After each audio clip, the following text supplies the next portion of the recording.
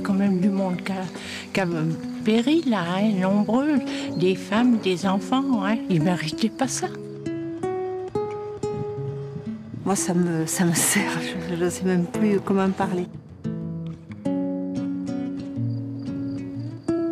Devastation. Sadness. Des ruines figées dans le temps. L'un des sites les plus fréquentés par les touristes en Limousin. Le 10 juin 1944, les nazis ont fusillé et brûlé 642 personnes à Oradour, dont 246 femmes et 207 enfants. Robert Hébras est l'un des derniers survivants du massacre. Quand il marche seul dans ces rues, il revoit ceux qui ont vécu ici. Ce qui le pousse à raconter toujours et encore leur histoire. Si je le fais, c'est pour la mémoire des victimes et pour que la jeunesse sache ce qui s'est passé quand même dans ce lieu. À Oradour-sur-Glane, il arrive que l'on parle de tourisme mémoriel. Est-ce que le mot tourisme, ça n'est pas un peu incompatible avec ces ruines? C'est un mot que je n'emploie jamais à Oradour. Pour moi, Oradour, c'est des visiteurs. Ce n'est pas un lieu touristique, c'est un lieu de mémoire.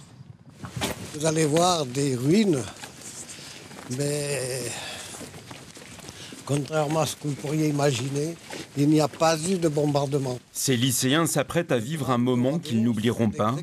Le petit groupe se dirige vers la place principale du village. Toute la population est sur la place.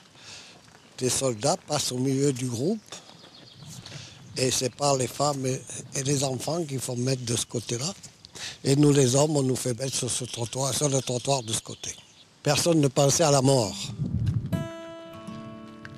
Derrière ces jeunes, le gardien du site, l'un des membres de sa famille, alors âgé de 10 ans, est mort dans le massacre.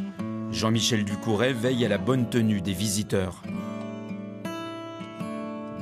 Il leur arrive d'être très émus, les lycéens, on l'a vu. Oui, oui, tout à fait, bien sûr, on le voit. Ouais. C'est vrai qu'en visite vient de Robert Hébras, bon, c'est différent, on lui a vécu les faits, il a vécu dans le village, et l'accroche est quand même intéressante. Ouais.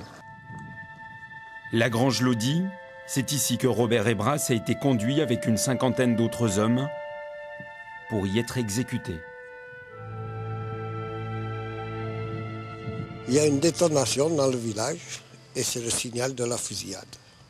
Alors là, c'est le signal de la fusillade des hommes dans toutes les granges en même temps.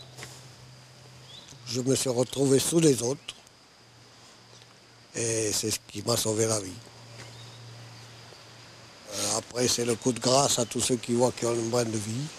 Et puis on nous couvre de tout ce qui peut brûler, et puis on met le feu sur nous. Et quand le feu m'atteint, j'ai plus le choix. Où je sors, je sais que je vais mourir. Parce que je sors, je sais, pour moi, ils sont devant la porte, ils vont me tuer. Mais je ne veux pas mourir brûlé vif, c'est tout.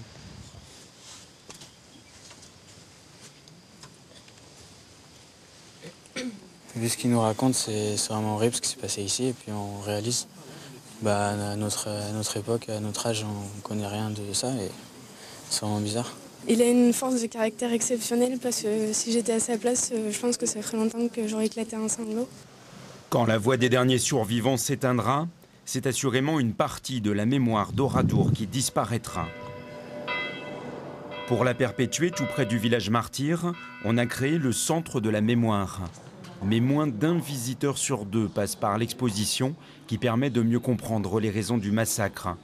La direction pense sérieusement à la renouveler. Le but, c'est de revisiter cette exposition au regard peut-être des nouvelles technologies et des possibilités que l'on a de rendre un peu plus interactif cette exposition-là. Par exemple, nous évoquions tout à l'heure la possibilité d'avoir une webcam sur Lidice pour que nos visiteurs puissent se rendre compte de ce qu'est Lidice près de Prague, où il s'est passé à peu près la même chose qu'à Oradour, mais à l'inverse, comme disait Madame la Présidente, que les gens de Lidice puissent aussi se rendre compte de ce qu'est Oradour aujourd'hui. De son côté, le nouveau maire d'Oradour porte un projet, celui de faire revivre cette maison. Et le général de Gaulle est venu ici? Alors le général de Gaulle est venu ici, oui, en 1945. Il a signé le livre d'or, puisque cette maison servait de mairie provisoire. Et donc c'est là où il a déclaré que l'État devait conserver les ruines. Voilà. Ici, on projette de montrer à quoi ressemblait le village d'Oradour avant le 6 juin 1944. il faut savoir qu'Oradour, il y a l'aspect mémoire qui est très très important, mais il y a aussi le nouvel Oradour. Donc ce nouvel Oradour est un bourg qui est extrêmement dynamique et où ce projet, qui est un projet historique et touristique, viendrait compléter le projet mémoriel, enfin la mémoire actuelle, c'est-à-dire le centre de la mémoire et les ruines du village martyr. Oradour, tiraillé entre la volonté de respecter la mémoire des victimes et de garder les visiteurs qui permettent de la faire vivre. L'association des martyrs représente toutes les familles. Elle est là pour éviter les dérives. Vous faites attention à quoi, par exemple? Au comportement, à ce qu'il n'y ait pas d'action mercantile ou d'utilisation mercantile qui soit faite sur les victimes du massacre d'Oradour et que, je dirais, une certaine décence soit toujours présente. Est-ce qu'aujourd'hui vous acceptez, vous, en tant que président de l'association des martyrs, qu'on parle de tourisme à Oradour? Le tourisme à Oradour, c'est un terme qu'on n'employait pas il y a quelques années, mais qui aujourd'hui peut très bien s'intégrer dans un tourisme de mémoire, comme il se pratique sur les plages de débarquement ou en d'autres lieux. Le temps passe et peu à peu on ose prononcer certains mots. L'essentiel étant que l'on n'oublie jamais. En tout cas, sachez que vous êtes un homme formidable, monsieur Persson. Vous êtes miraculeux. Ben non. Ah, si. Je suis un homme comme tout le monde. Je suis un grand-père, bientôt un arrière-grand-père. Une nouvelle visite se termine pour Robert Hébras, qui compte sur tous ces jeunes pour perpétuer la mémoire d'Oradour. D'après vous, monsieur Hébras, toutes ces visites là que vous avez faites depuis des années, qu'est-ce qui va en rester? J'ai quand même d'espoir que ces jeunes, que certaines de ces jeunes auront appris la leçon quand même. Je compte un petit peu sur eux. S'il y en a 5% qui ont reçu le message, j'aurais gagné. Et plus ils seront nombreux à passer par ce village, plus le message de Robert Hébras sera entendu pour qu'un drame tel que celui d'Oradour ne se reproduise jamais.